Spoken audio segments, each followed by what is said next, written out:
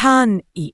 You'll hear it when talking about school credits and when measuring things like meters and kilograms. 単位. 学校の成績や授業の話、メートル、キログラムなどを数えるときによく出てきます。It is used as a noun. In everyday use, 単位 means a measuring standard like meter or yen, a school credit, or a single component in a larger system. 物を測るときの決まりや、大学などでの授業のポイントの数、そして全体を分けた一塊を表します。The first kanji means simple or single. It often suggests one piece or uncomplicated. You see it in tango and tanjun. It feels clear and neat. The second kanji means rank or place. It points to order or position.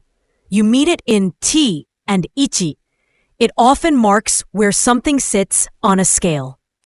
This class is worth 2 credits. この授業は2単位です。この授業は2単位です。I need 3 more units. あと3単位が必要です。あと3単位が必要です。The unit of length is meters. 長さの単位はメートルです。長さの単位はメートルです。